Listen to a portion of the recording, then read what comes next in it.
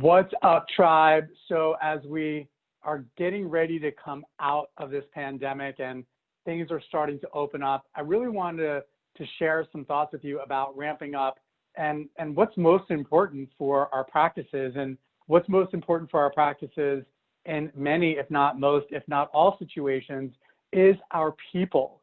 So it's a matter of making sure we've got the right people on the bus and they're in the right seat. So again, today's topic of conversation for you all is first who, then what. This is part of our online class that we've created. We're rolling it out this month. I'm super excited. This is a small component of the class, of the online course. We're making it free, obviously, to all of our app customers. But just so you know, where we're going to focus our attention today is on the second gear, which is the culture gear. And again, it's really all about our people. Much of my inspiration comes from the book Good to Great by Jim Collins. If you have not read it, it is probably one of the best business books you'll ever read. And it's probably the CEO Business Bible. In that book, he talks about what it takes to take a good company and turn it into great. Well, the title is Good to Great, right? And so he talks about the importance of first, level 5 leadership. So leadership always starts with you. That's actually part of our chiropractic entrepreneur framework course as well. First two, then what, which we're going to focus on today, being able to confront the brutal facts. And we've had a lot of brutal facts over the last several weeks. Your hedgehog concept, creating a culture of discipline. And lastly, something that's near and dear to my heart, as all of you know, is technology accelerators. At the end of the day, it's all about having disciplined people who have disciplined thought and take disciplined action on your bus. And what that does, it drives the flywheel. It drives the gears that takes your business from build up to breakthrough. So again, today's topic of conversation is going to be all about the right people and making sure you have them in the right seat, because when you're cruising down that business bus, you want to make sure that you've got an A team on your side. So I ask you right now, who is on your bus? And as you think about who is on your bus, I also want you to think about who are you bringing back? And are the people that are on your bus right now, are they the right people? And also, are they in the right seat? And we're going to answer these questions today. So what we're going to do is we're going to walk through an exercise on how you evaluate, one, whether or not they're the right people, and two, whether or not they're in the right seat. That's the exercise for today. So again, first two, how do you know if you've got the right people on the bus? So for me, it's about 3 elements. 1, they align with your core values. 2, they have the required skill set. And 3, you enjoy working with them. And by the way, that's in priority order. Because if you've got somebody who has a great skill set, but they don't align with your core values, as we'll get to in just a moment, they're probably not the right people on the bus. So step 1 for you, and we're going to go through 5 steps today to identify whether or not you have the right people on the bus. And then we'll talk about right seat. But 5 steps, right? So first step is you have to review your core values. So if you have never created core values, you need to create them. And if you have core values, many of you need to go back and review them. Remember what your core values are all about. And typically, core values will align with the values of the practice's owner. So my core values represent what I truly believe in. Your core values could be things like teamwork or trust or innovation, ethics, customers, responsibility, accountability, whatever those core values are. I want you to make sure you go back and review them. Give yourself kind of a reminder about your core values and the people that you want on the bus who align with those core values. Because at the end of the day, core values are really who you are, what you believe, and most importantly, how you and your team behave. That was step 1, so identify your core values. Step 2 is rate your team on something that I created. It's called the Values versus Performance Matrix. And this is super simple. I took an Excel spreadsheet and I had values on the vertical axis and performance on the horizontal axis, and I put A, B, and C on vertical and C, B, and A and horizontal. And these are your A players, your B players, and your C players and how they fit in values versus performance. So you might have somebody who is like Susie. So Susie, let's say, is your rehab CA. And Susie has great core values. You know, maybe she found somebody's wallet in the treatment room and turned it back to them. And she always works really hard. She's the first person in the office. She's the last person to leave. She's always asking you what else she can do to help. And maybe she needs a little bit of help in I don't know, teaching people how to do their rehab exercises a little bit better. But I mean, she's motivated. She's intrinsically motivated. Disciplined person, disciplined thought, disciplined action, but she may need a little bit more work on the skill side, on the performance side of things. So you're rating her a C. She's not as good as not only she needs to be, but as good as she could be. Mary is your insurance CA. And, you know, she does a good job. You know, she collects, you know, the money that needs to be collected. But sometimes she shows up a little bit late. She's not always super reliable. So she gets a B on performance and a B in value. She does good work in collecting money, but your AR is still probably a little bit bigger than it needs to be. So she's kind of a B in both areas. And Alice is your front desk CA. So she's the face of the organization. When somebody walks in the door, she sees Alice, or they see Alice. And Alice is amazing organizationally. Like, she reschedules all of your patients. She collects all the co-pays. She's organized with the schedules. Like, she does a great job, but sometimes she'll just snap at patients, or she won't, you know, be as nice as she needs to be to the rest of the staff when she feels like they're dropping the ball. So she gets a C on core values, but she gets an A on performance because she's a rock star as it relates to her skill set. So who do you think the biggest problem is? Well, is it Susie? I would say no. I think Susie's probably your number one performer, because even though her performance is not as good as it needs to be or could be, you can train her up on that, but she's so good at core values. Like, she inherently just is intrinsically motivated and aligned with your organization. She's your number one player. Mary, she's not graded either, but she can probably, again, be coached up. But the biggest problem is really going to be Alice. Alice is really your biggest problem. She's your number 3 player on this team because, quite frankly, even though she's great at your job, she's just not aligning with your core values. And so this is a very brief example, but I think you get the point.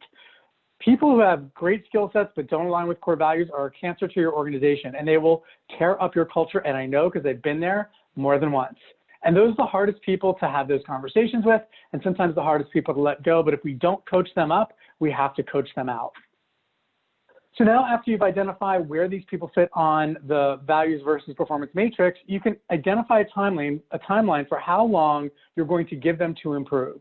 Somebody who's higher on values and lower performance, you might give a little bit longer. Somebody who's really high on performance but low on values might give a little bit less time. People who are low on values and performance, do they even need to be invited back during this time? I mean, do they even need to be invited back? And I would encourage you that have a conversation with them, but if they don't rise to the occasion, or you're not getting the right kind of responses when you're having this conversation, which we're going to talk about in just a second, there's no need to invite these people back.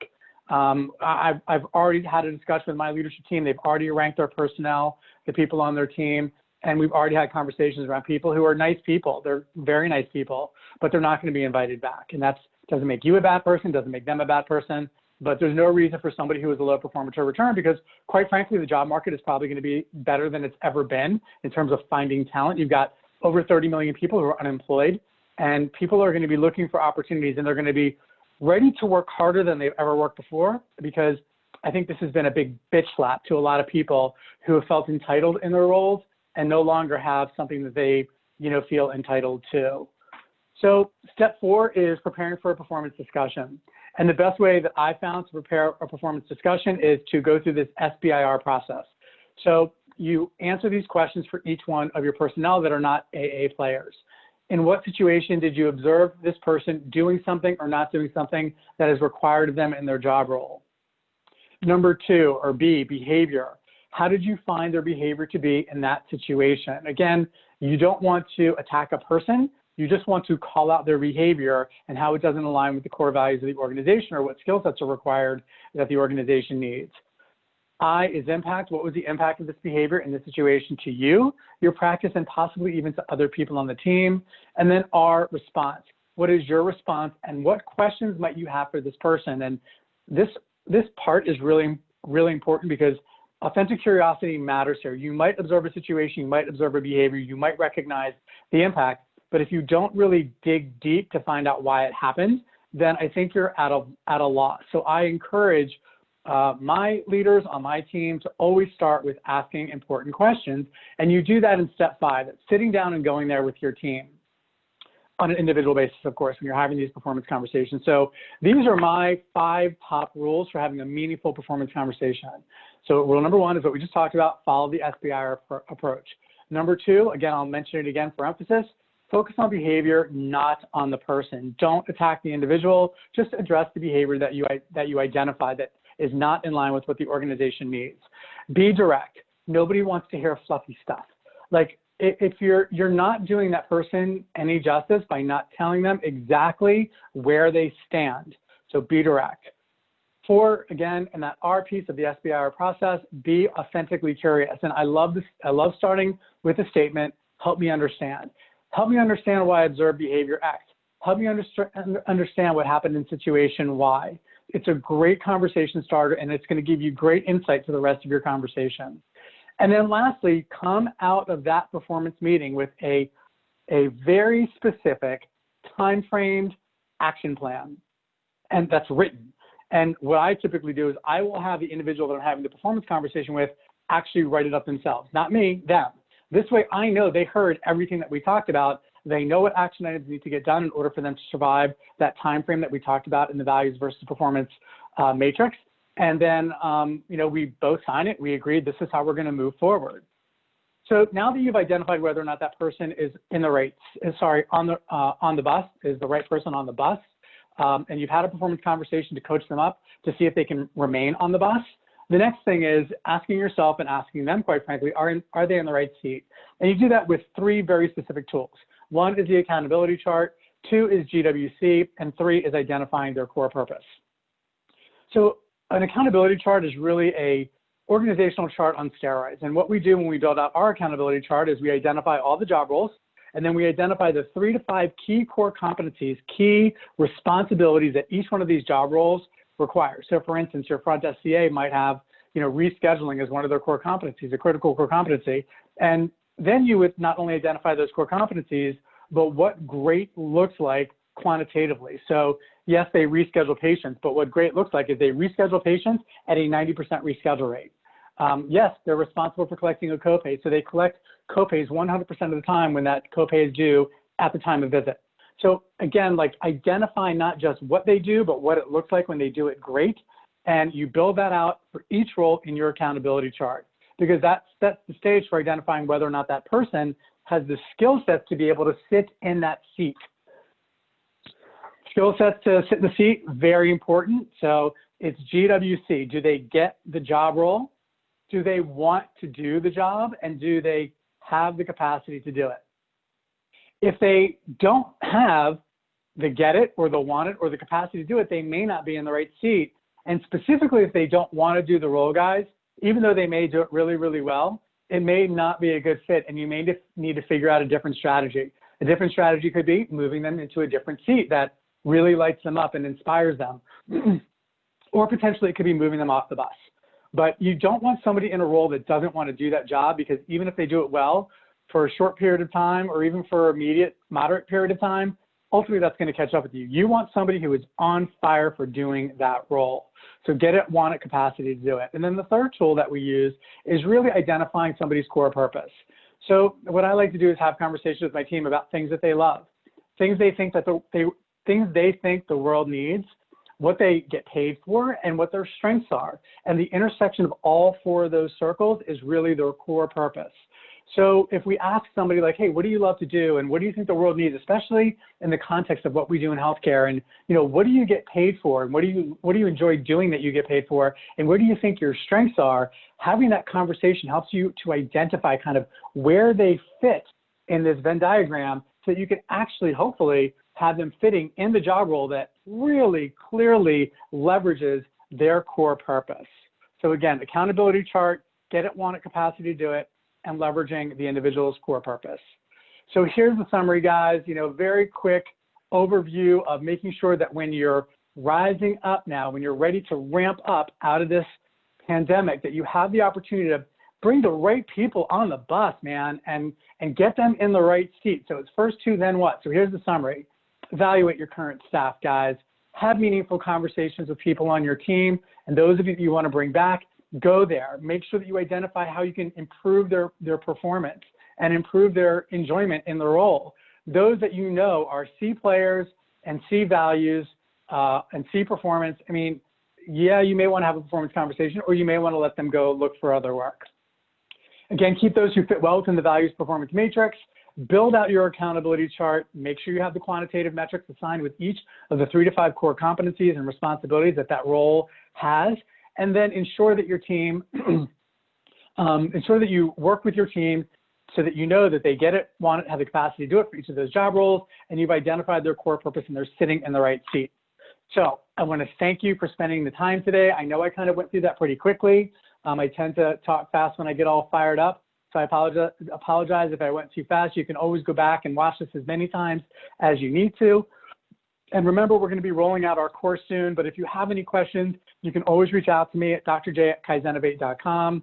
Also, I'm just throwing this idea out there. It was actually an idea that some folks on the team had. Jenna and John were talking about it with me. Like, hey, we could do a Facebook Live event, and you could bring your first 2 then what questions to the Facebook Live, and I'd be happy to answer any questions that you have. And then you get to learn from other people and their experiences as it relates to people on their team and how we operate as an organization to ensure that we've got the right organizational culture. So if you're interested in us doing a Facebook Live and answering some of these questions for you and doing it in a community format, which I think really helps everybody, again, send me an email, say, hey, do a Facebook Live, Jay. We'd love to see that, and I'm happy to get that scheduled in the next couple of weeks. So again, I appreciate y'all spending time with me today. First 2, then what? Let's get out of this thing and let's go out and crush it. All right? Take care. If you need anything, reach out. Talk to you soon.